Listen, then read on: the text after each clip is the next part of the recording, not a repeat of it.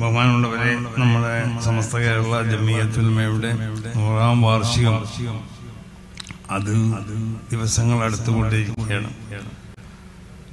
അതിൻ്റെ പ്രത്യേകമായി സജ്ജമാക്കപ്പെട്ട ആ ഗ്രൗണ്ടിലും ക്യാമ്പിന് വേണ്ടി പ്രത്യേകം സജ്ജീകരിക്കപ്പെടുന്ന ക്യാമ്പിലൊക്കെ ഇതിൻ്റെ പ്രവർത്തനങ്ങൾ നടന്നുകൊണ്ടിരിക്കും.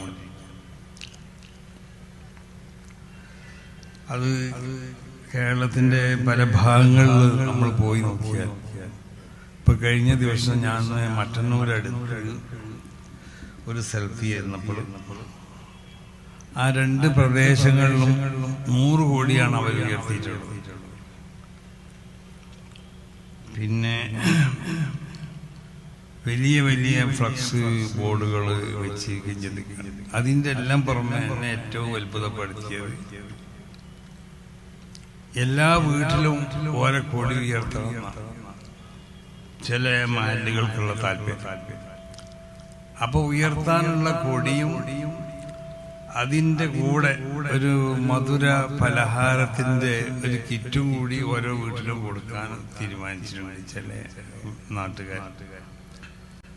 അപ്പോൾ അവരുടെ ആ ആവേശമാണത്, സംഘടനകളുള്ളതായ ആ ബഹുമാനവും ആദരവൊക്കെ അതിന്ന് ഉത്ഭൂതമാകുന്നതായ പ്രവർത്തനങ്ങളാണ്.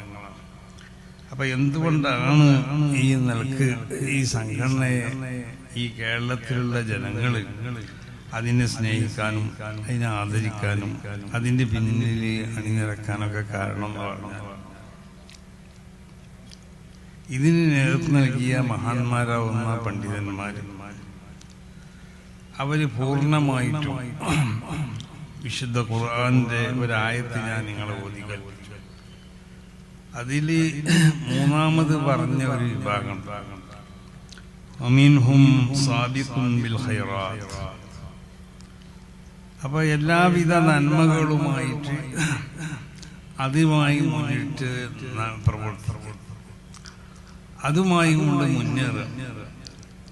ആ ഒരു സ്വഭാവത്തിലുള്ള മഹാന്മാരായിരുന്നു സമസ്ത കേരള ജമിയത്തുൽ ഉലമക്ക് നേതൃത്വം നൽകിയത്.